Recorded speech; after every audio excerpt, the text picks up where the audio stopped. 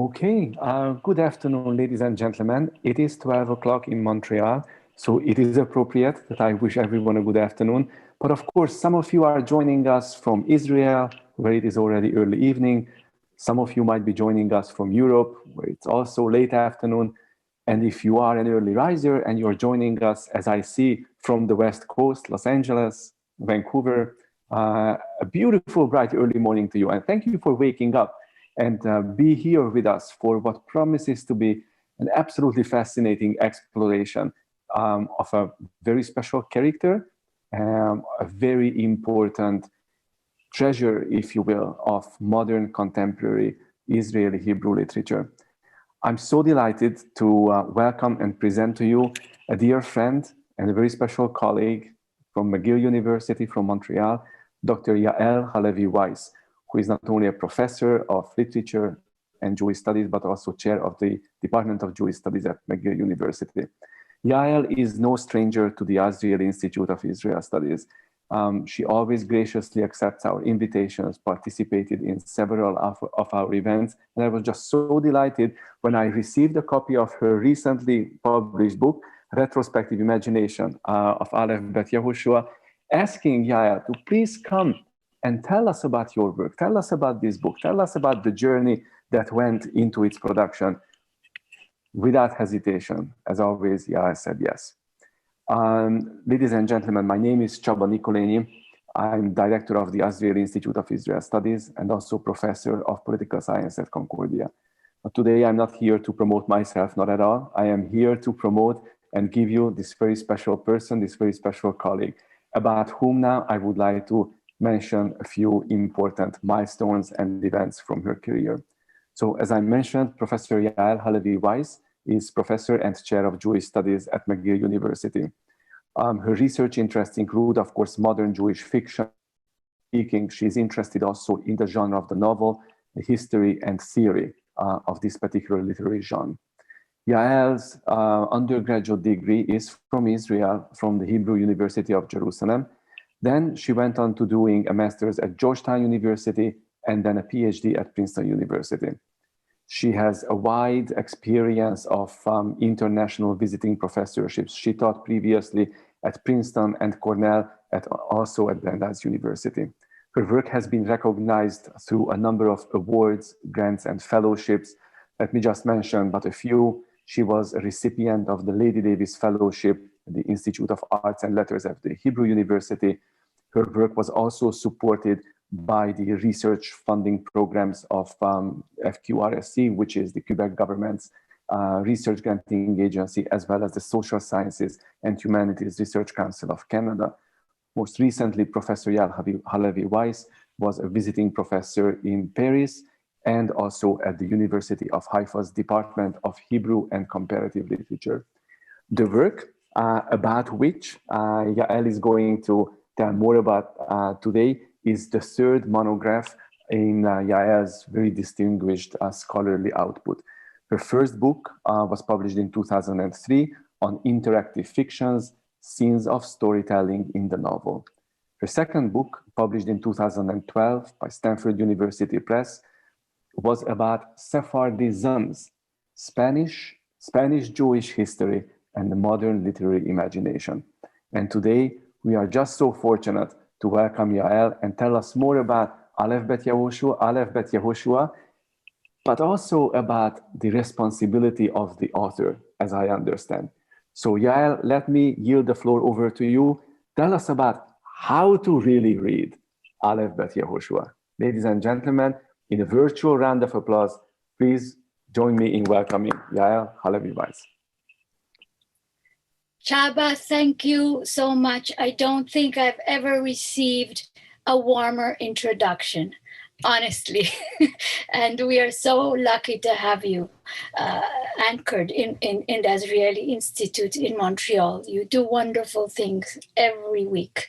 Thank you, sincerely. And thanks to the Azrieli Institute and to the Jewish Public Library also for sharing the sponsorship of this event. And to Jennifer Solomon, the executive director, who's always a pleasure to work with. So this is actually my first really formal talk about the book. It just came out two months ago. I've given snippets of talks about various aspects of the book in academic and non-academic contexts as well. But this is the first time that I have a chance to present the book as a whole. I'm having other events, for instance, through UCLA, and I will speak specifically about certain concepts, for instance, about the concept of redemption and how that is important to Yehoshua. But here, because it's the first time and because it's my hometown, I wanted to do something a bit different. I wanted to take you more for a backstage view of how I designed this book, why I designed it this way, and what's actually in it. So here I'm going to start screen sharing this one. And we're going to go here.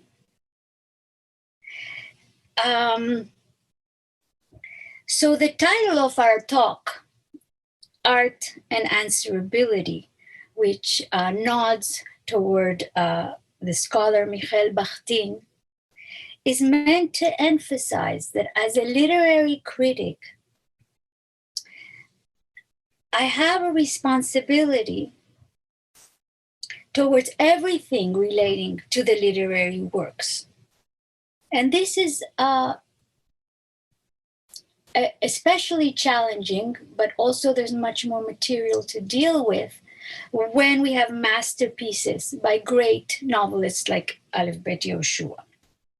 I have a dual responsibility toward both the artistry and the world that the novelist is engaged with. All art dialogues, not only with human emotions and with current affairs.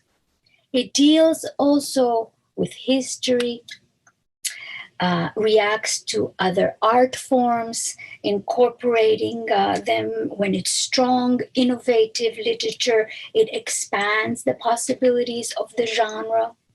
In other words, a novel by A.B. Yehoshua is answerable or responsible to human relationships and emotions within the psyche and within the family, to current events, the here and now. It's in conversation with the past. This is especially important to Yehoshua. It has a sense of time and space in relation to past times and spaces. And it's aware of itself as an art form. As an explicator of Yehoshua's works, I too am therefore responsible for all of these aspects. But I think that as a literary scholar, I'm perhaps especially responsible to account for the art form, because that's something that a sociologist, a historian, an anthropologist who reads Yehoshua's works cannot account for. And literary critics have the training, or should have the training, to understand how the work of art that is made out of words rather than images or sounds, how it's put together and what it belongs to. Today, literary scholars, unfortunately, are pulled in too many directions. Perhaps even the novelists themselves are pulled in more directions than their artistry can gracefully accommodate. But Yehoshua is a wizard at incorporating many, usually full spheres of signification in his works. And what I mean by spheres of signification, these are categories of life experiences, not his own, any human being, the characters, categories of life experiences, of concepts that are kind of clustered together, and that he organizes and takes us through within the plot and everything that is under and around it. What I want to share over the next half hour is a bit of the backstage view of how I dealt with my responsibility towards these categories of thought and experience, these spheres of signification in Yehoshua's novels and short stories and novellas. And then I will leave ample time for answering questions. So first of all, when I decided about 7-8 years ago that I would write a book about Aleph Bet Yehoshua, my first thought was, who would be my ideal audience? So you, obviously, I saw some of the people who are in the audience, fellow academics, colleagues, and people from the community. And you people from the community, you're mentioned in the acknowledgements of this book. Because I've been asked to participate in many book clubs, and I've enjoyed it and I've grown from it. This is my ideal audience right now. There are also people in Israel in the literary and academic community that I was trying to engage with, all the scholars who have written about Yehoshua. But I also have one particular ideal reader in mind. This is somebody who has not been born yet. Somebody I imagine 50 years from now, a young person, maybe in her or his late 20s, the late 20s.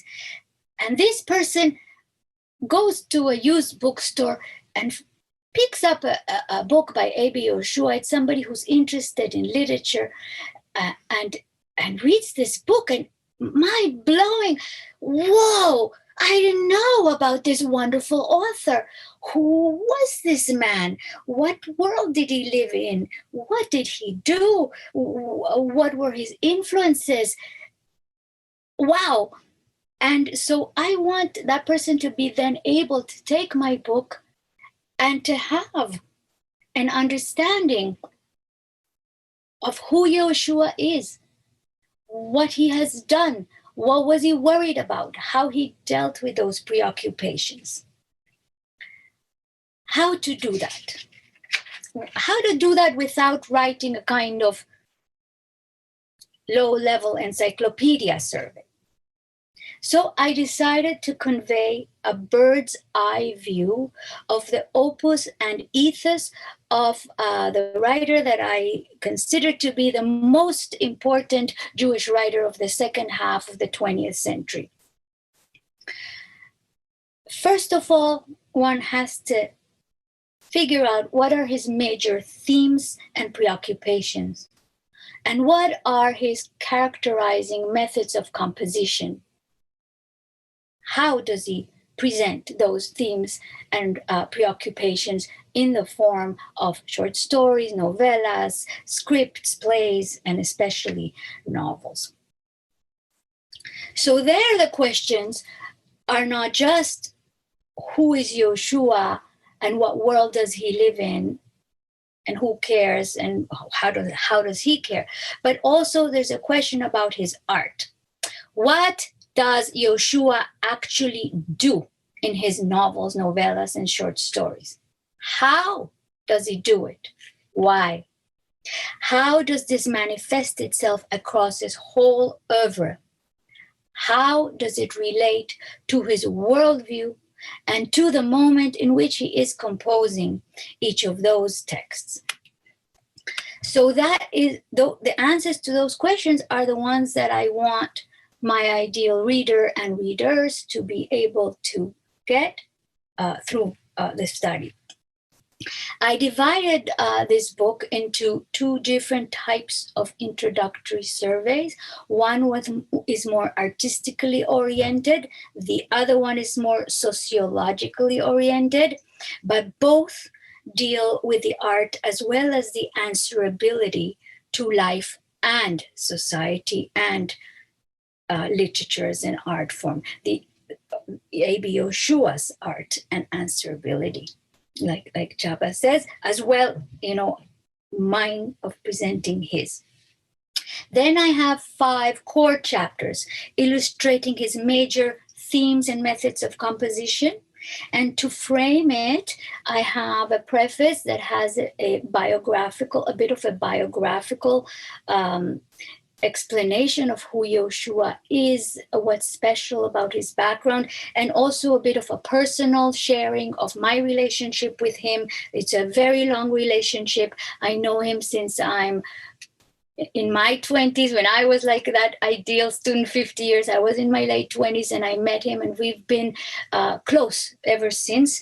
And then at the very end of the book, and I hope that at the end of the talk, if I have a little time, that I can show you that little tail end of the book, because it's a playful coda in which I have a dialogue with Yehoshua about Jewish identity. And I wrote that coda mimicking the style of Yeshua's masterpiece, Mr. Manny. So that's just to show that I don't take myself so seriously. We can be playful too. We can play with the art form and be answerable to the ideas. So the first introductory, so I think I should share now the next. Oh, where is this? No, this is not. Where is this? No, that's fine. So the first introductory survey that I had, I mentioned to you that I have 2 introductory surveys. One is more artistic oriented, the other is more sociologically oriented. The first one emphasizes Yeshua's basic method of composition, and I argue that he sets up a multi-layered interaction with these spheres of signification that I mentioned. Those I think of the spheres of signification as psychological, interest in the psychology of the characters, socio-political, interest in the here and now, what is their identity, ethnic and religious and so forth. A constant dialogue with the past and awareness of the past, and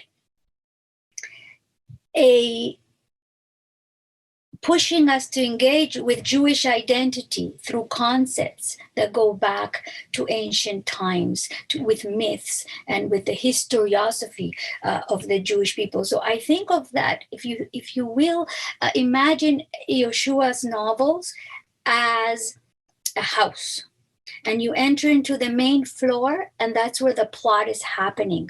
But the deep psychological issues of the characters working things out, their Oedipus complex and incest, it's more happening maybe in the basement. And then in the wings around the house, you have the socio-political world, and you have an awareness of that socio-political world across other times and spaces. And in the attic, and you can only go there through special staircases and elevators, there is that conversation about Jewish identity through concepts that go back to ancient times. Any novel by Yehoshua has all of those spheres, and it's up to us whether we choose to pay attention to them. Ultimately, what matters to him is the condition of Israel. He does all that in order to reflect and to train his reader to reflect on the condition of Israel at the present time, at his present time of whenever he was writing each of those texts. My second introductory survey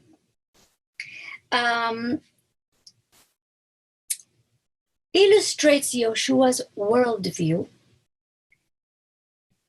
placing all his novels on the map. So it's called Mapping A.B. Yeshua's Worldview. But what's very special is that we created 10 original maps to give readers at a glance a survey of all of Yeshua's novels, and also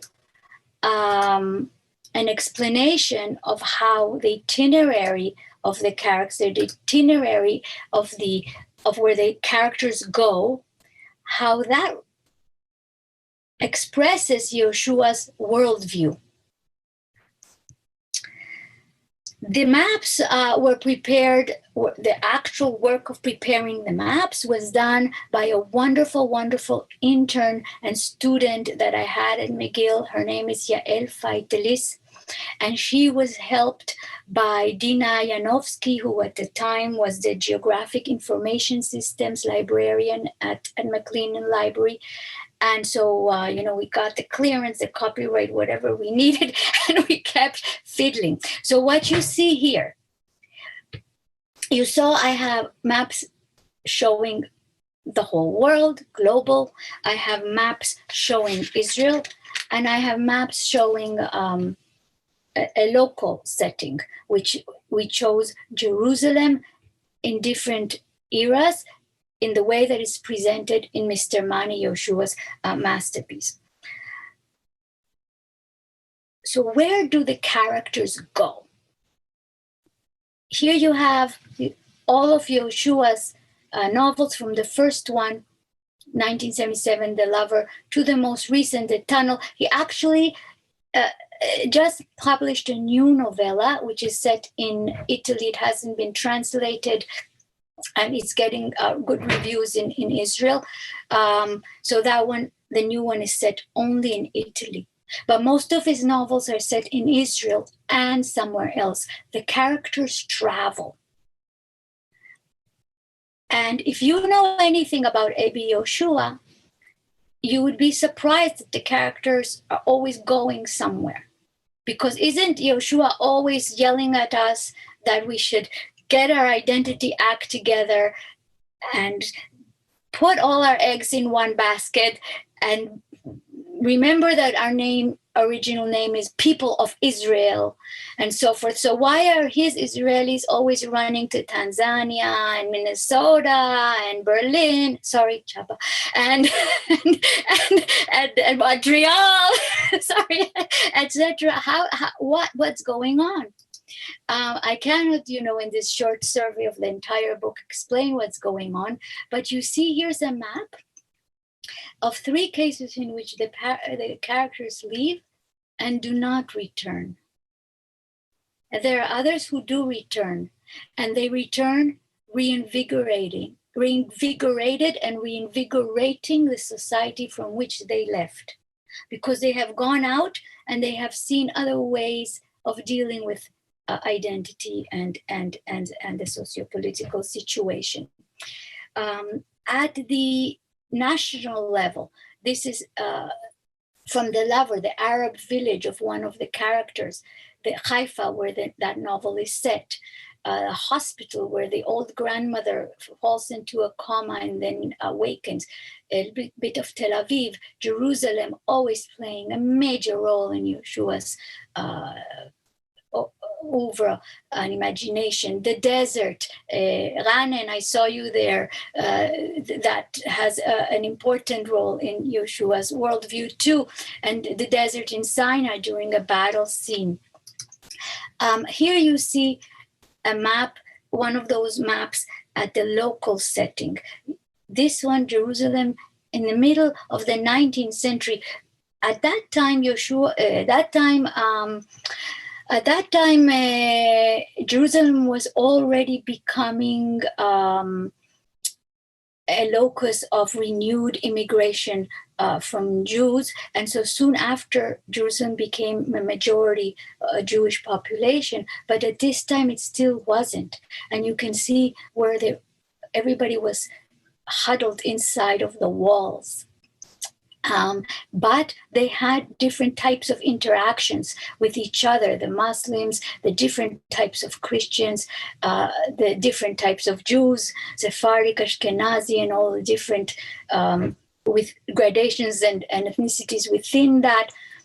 The numbers you see here in the chapter relate to quotations, key quotations about how characters interact with characters of other ethnicities, nationalities, religions, age group, genders.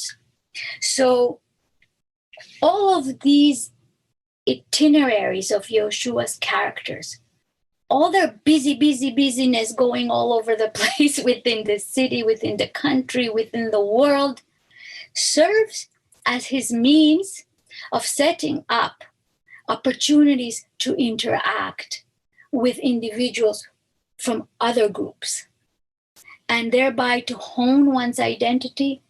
There's also the danger of losing it. So that is Yehoshua's worldview and how it is reflected through the geographies and the historical backgrounds of those geographies in his novels. At the heart of the book, there are 3 chapters that identify 3 main themes characterizing Yehoshua's works. So these are these 3 chapters: chapter 4 on vocation, chapter 5 on holidays, chapter 6 on names. So vocation, holidays, and names. All of these have to do with identity struggles of the characters from a psychological and sociopolitical point of view. The characters, if you've ever read a novel by Yehoshua, and I think all of you have, otherwise you probably wouldn't have signed up for this, you know that it's always a crisis, some huge, ridiculous, absurd crisis. And so that happens that in the family as well as the workplace. And that is why the professional identity of the characters, their vocation, is another site through which Yehoshua presents the identity crisis of the individual within the family, within the nation, within the world, within history, within Jewish identity.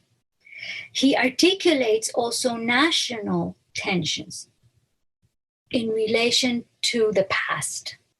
And he does that sometimes in a major way through holiday settings. So some of his novels are set entirely during Hanukkah, and one of them. Another one is set during Pesach. That plays a major role. His 2 historical novels, Mr. Manny and A Journey to the End of the Millennium, have very, very deep and interesting engagement with the high holiday season. Shabbat plays a very prominent role in his fiction. And even Tisha B'Av is there. He's aware of it, and he is dialoguing with it. Why? Because he asks, what are Jews today? What are all these different types of Jews doing today in regards to Jewish identity and to Israeli identity? Israel as a modern state, as a Jewish state, what is that? He engages with that problem through the holiday settings, also through the names that he chooses for some of his characters, names that are very suggestive, sometimes quasi-allegorical. Think, for instance, of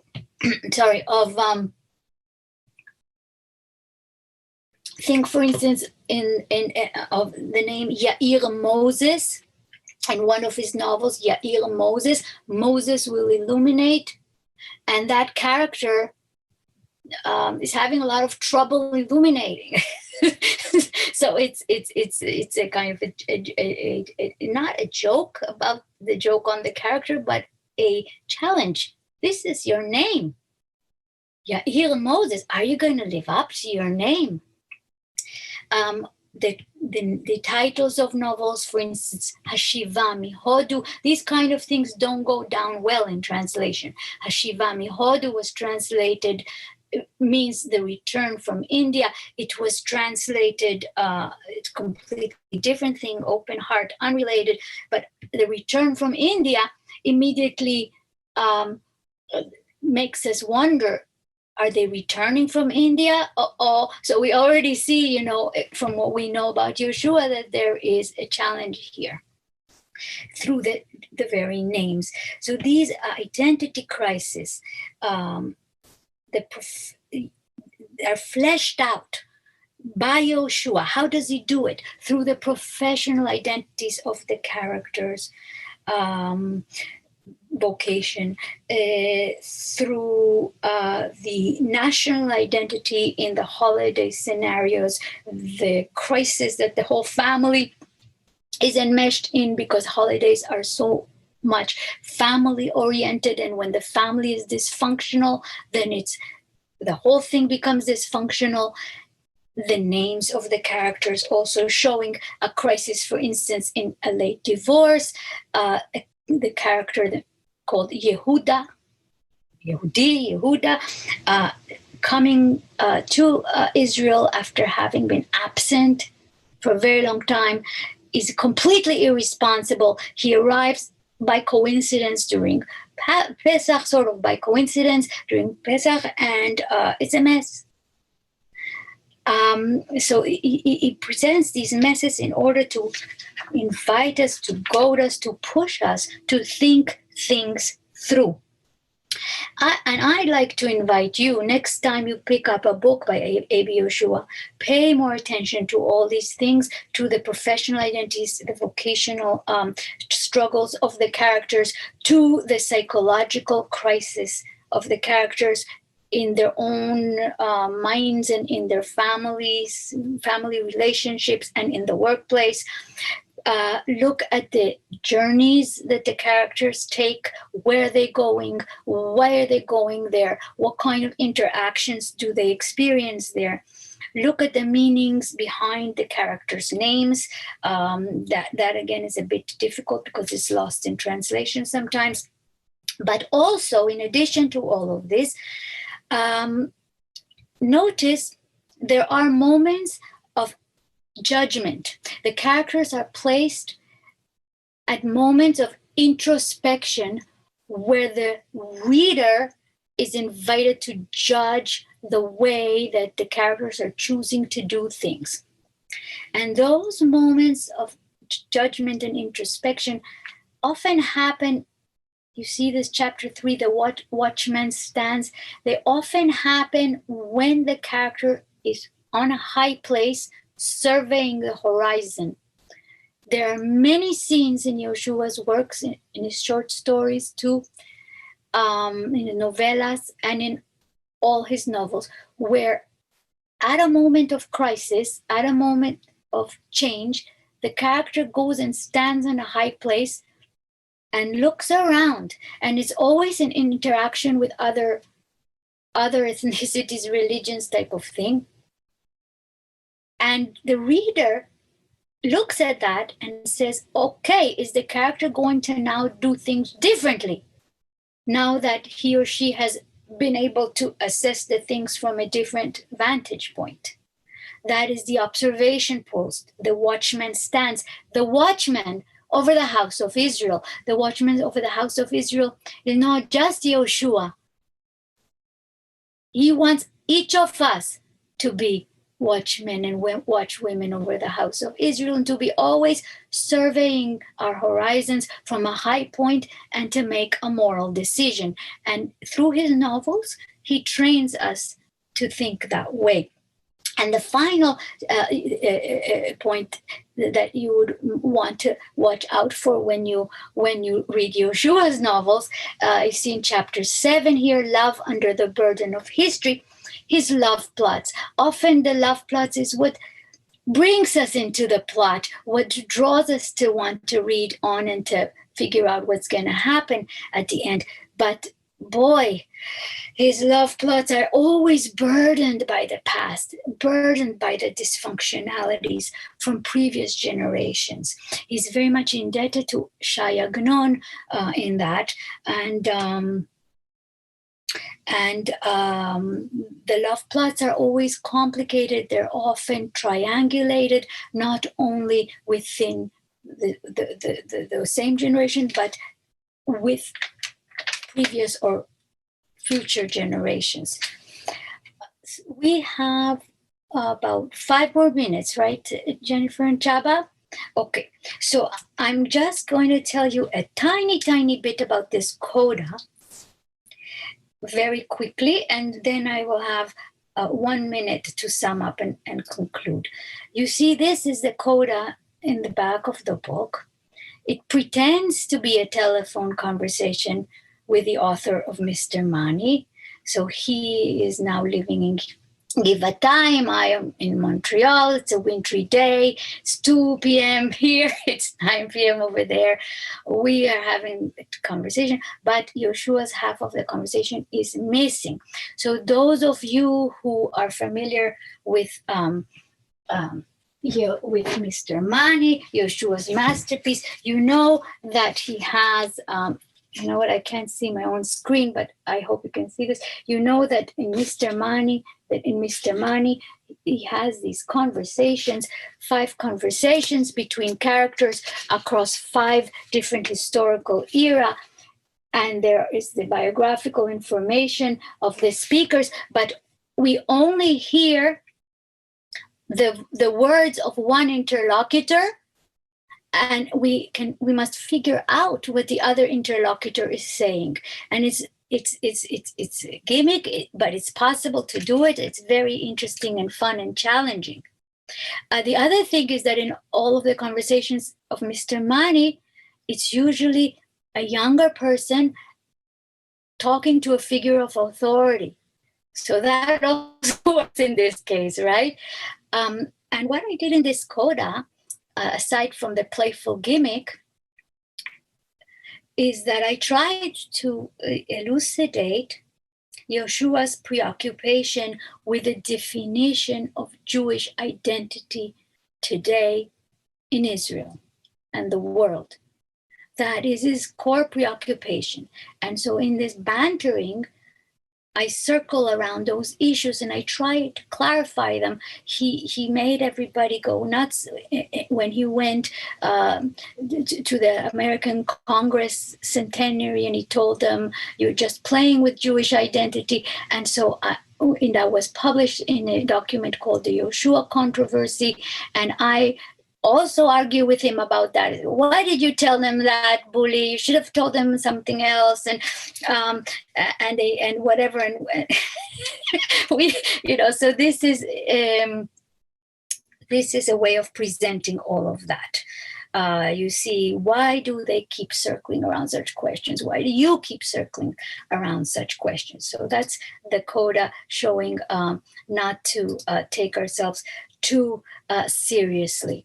And yet it is a very serious topic. And so to conclude, all this is to say basically that when we pick up a novel by Aleph Bet Yehoshua, we ought to pay attention to how he invites us to see not only the psychology of his characters, their internal crisis, their internal journey, and not only the socio-political situation of the moment, their interactions in the workplace and in the family with characters from other ethnicities, religions, nationalities, age groups, races, and genders. Not only that, but also how this relates to Yeshua's preoccupation with Jewish sovereignty and identity, and especially his deep awareness of Jewish history as the backdrop to all of these preoccupations. Thank you. Thank you very much for it.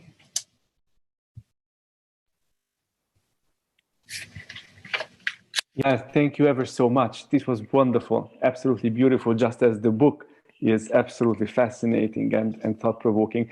There are fascinating questions and comments steaming through the chat as we speak already, but perhaps using or abusing the opportunity that I have to get the conversation started as moderator, let me just fire away 2 questions that I so much wanted to ask you about in connection with this work, and of course your relationship with Aleph Bet Yehoshua's oeuvre, as you said.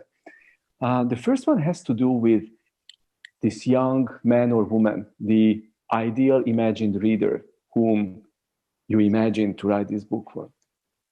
You didn't tell us if this was a young Jew or Jewess. And that is important because clearly Israeliness, Jewishness is central to Aleph Bet Yehoshua. But where do you really situate him in the continuum between running from the national particular to the universal? So that's a broader question, if you will, to think about. But in other words, is there room for the universal in that upper attic that you also painted for us at the beginning of the talk? And my question is also connected with that depiction that you started the discussion with, and also that you opened the book with in the preface. You beautifully told us about the 4 sites that are there in each of Aleph Bet Yehoshua's work: the main floor, the basement, the wings, and the attic, or the upper floors. Now, when the reader opens chapter 1, I was absolutely swept away and taken aback by your opening paragraph.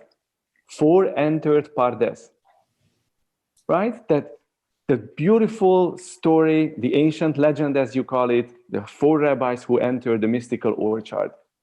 So you bring us into Yehoshua's Uver through the upper floors. Why? To get into you, the author, the reader of Yehoshua. And then if you have any answers, please fire away, and then we'll go straight to the chat. Thank you, Csaba. These are very difficult questions. And some of them, to answer them properly and fully, I would have to sit down and think, or give a very long answer that would take us another 45 minutes. But let me try to say a little bit. You asked me, first of all, if the ideal reader, that young person 50 years from now, if I imagine them, him, her, as Jewish or non-Jewish, it doesn't matter. Because that person in 50 years, if they're Jewish, their Judaism will be different from the way that ours is right now. And if they're non-Jewish, their relationship to what Jews are is also going to be different. So it doesn't matter. So I did imagine that ideal reader as anybody. I tried to write the book not just for the tribe, but for anybody. And that indeed relates to your question about that spectrum between the particular and the universal. And boy, does that spectrum always pull us as Jews in and we're always trying to make ends meet.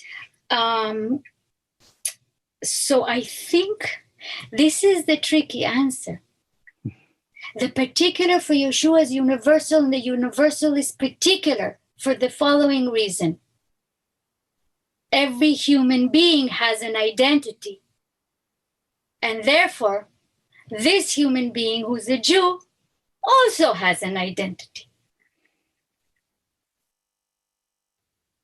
So that's why everybody has their own attic with their own messes, and their own basement with their own, things that haven't received the oxygen that they need. So it's universal as well as particular, individual as well as national. Wonderful. Thank you very much, Yael. What I'm going to do, I'm going to maybe take the questions, the comments that are coming in couples, just to give you an opportunity to digest and reflect on them, and then we'll take it that way. So a very important question from Yitzhak Kerem about Sephardic identity. Where does it all figure in everything that you have told us and everything that you have written for us about, specifically his? And a very important set of comments from Abigail Gilman.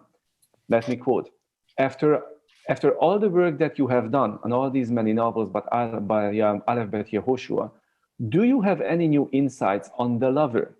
It seems that so many of your insights would also apply to this work. In addition, Abigail continues, it's always a hard decision which novel to teach if you can only teach one novel by Aleph Bet Yehoshua. Abigail says that she has taught The Lover as well as Mormon. Which novel do you think would be most important for students to read? Okay, I'll start with the last. Thank you for that question. I agree that The Lover is the best novel to start with. It's the easiest for people to get acquainted with Yehoshua's art and worldview. And I like that novel very, very much, even though it's not one of his masterpieces. Well, in a sense, all of his works are masterpieces, but that is, but I actually dedicated an entire chapter of the book to The Lover because, as you saw, I look at major themes, right, and methods of composition. So the way I explain them is by highlighting those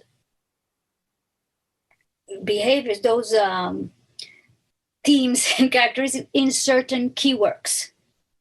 So I tell you what it is, and I give you examples from certain key works. And then I show in greater depth how it works. But in the chapter on names, that's the only chapter where I give examples from only one novel, from The Lover.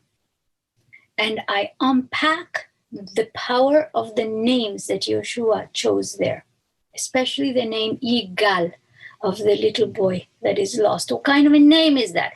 A deaf little boy who got run over, and he is the Redeemer, and the whole family is going nuts to try to replace him. So I unpack all the names, not only Yigal, but Asya, Adam, those are Naim, those are suggestive names. And that way I show how Yehoshua uses that gimmick to give us access to the attic, to that conversation about concepts of Jewish identity that go back to ancient times. Now, the first question, Sephardic identity, Yehoshua's Sephardic identity, where is it in the book? How does it figure? Where does it figure?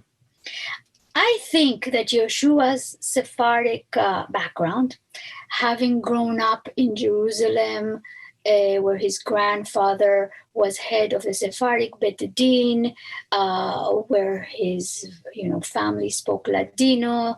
Mother was born in Morocco. His father born in Israel. Like my mother, they are several generations of Sephardic Jews, Ladino speakers in Jerusalem. And that background gives us a better ability to interact with people from other ethnicities, nationalities, and religions. Maybe it's because of the Spanish convivencia. Maybe it's because they are minority, and so they always are aware of the other groups that they interact with, because they're situated between the Ashkenazi Jews and the Arabs.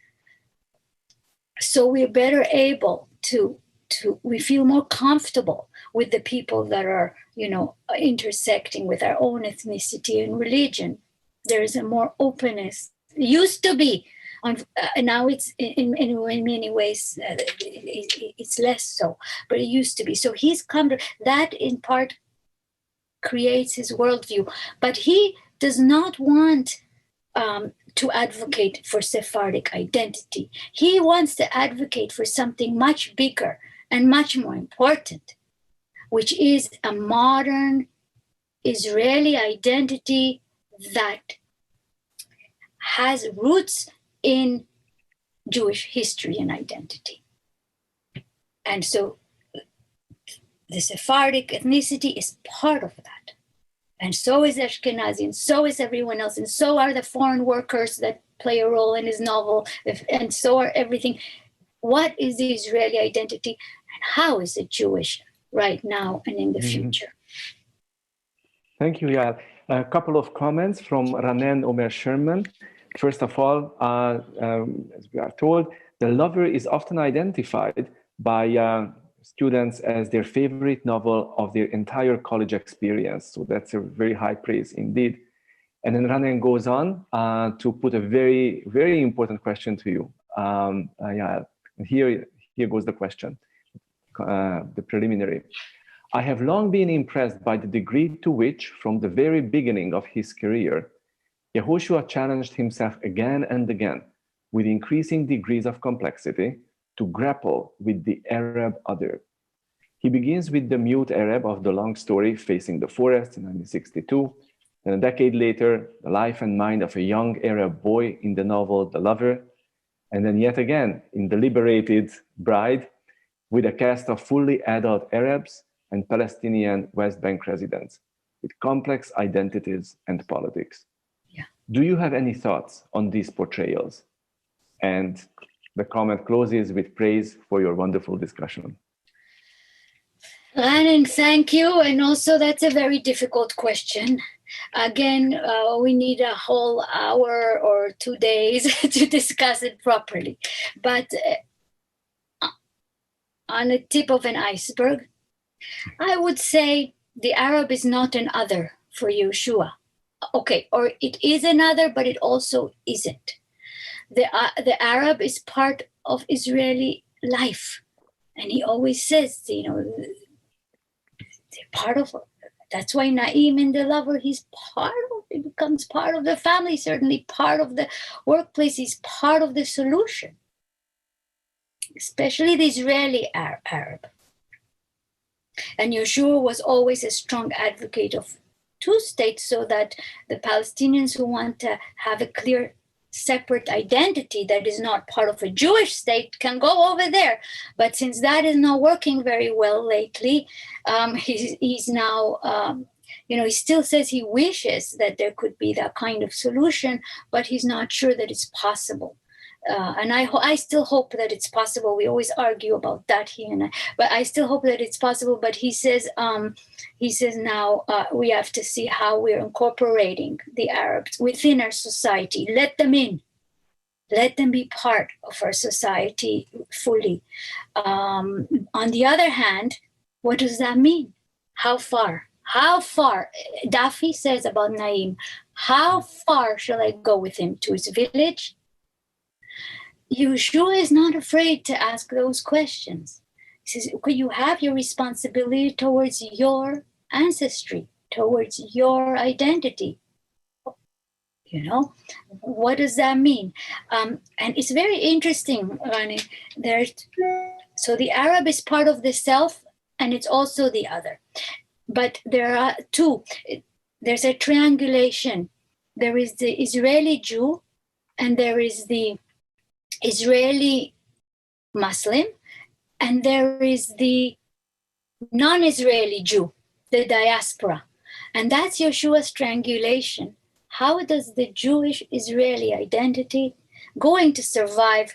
What will it look like when it's pulled on the one hand towards the diasporic experience, and on the other hand has to contend with national and religious identity of the Arab? Thank you, Yael. We have a comment from Larry Kaplan, who notes that there is a novel, Conversations with Beethoven by Sanford Friedman, which presents people's and their conversations with Beethoven, but not his replies, which we have to infer. So it's a very nice comment relating to the coda. And I will never forget the time when we ran into each other, Yael, at one of the Jewish Studies conferences, and you told me, Csaba, I'm working on this coda. For some reason, and I didn't even know what you were talking about. I said, okay, but it sounds like you're writing a conclusion to your book. That's the end. You should be happy, but you were so frustrated. Like it really seemed to have taken up a lot of your creative energies. Now I understand why. And I actually would recommend to start reading the book from the end, to get to know you before we get to learn more about Aleph Bet Yehoshua. Lots of comments and praises are coming in to the chat room, Yael, which we will be very happy to share with you. I don't see any other questions, and I'm monitoring carefully. I don't want to offend anyone for missing their questions, but we are getting close to the 1 hour mark that you so graciously agreed to spend with us, Yael. So before we would wrap, please share a slide with us, which is also credits you, Yael, because 3 years ago, you actually have me arrange for a very special meeting in Israel with a group of our students from Concordia University with Aleph Bet Yehoshua. And ever since then, you can see right in the middle, the author about whom we have heard, meeting with this group of young people from the university. So at that meeting, Csaba, I love that photo so much that I cut it out of the newspaper and I have it right here in my office. That's beautiful. I love to look at him surrounded by young people. That's one of those rare moments where McGill and Concordia actually talk to each other and make things happen together. No, you and I always talk to each other. What are you talking about? And that's very true. And to Ira and to lots of people. But I do have to tell you that at that meeting with the students, Aleph Bet Yehoshua spoke, he really repeated that argument about the totality of Jewish experience and its possibility, its unique possibility only in Israel. And the reaction that he got from the students, boy, were they ever upset? Both the Jewish students and the non-Jewish students. So that reaction was every bit as controversial and difficult as what you told us about at the time when he originally made that argument. So yes. Yael, you've been wonderful. Thank you so much for accepting our invitation, and thank you always for being such a wonderful colleague, and thank you for your wonderful work and sharing your insights. Thank you for the opportunity. A wonderful opportunity, and I'm glad to have had the first substantial talk right here in this audience that I feel at home with. And Csaba, you've always been wonderful. And thank you, Yael. And as you mentioned at the beginning, of course, none of this would have been possible without the collaboration. We are wrapping up this event. Ladies and gentlemen, let me ask Jennifer once again to please bring the slides back so that we could remind you of some of the exciting upcoming events that we will be featuring here at the Institute. Let me just wait for a moment. So later next week,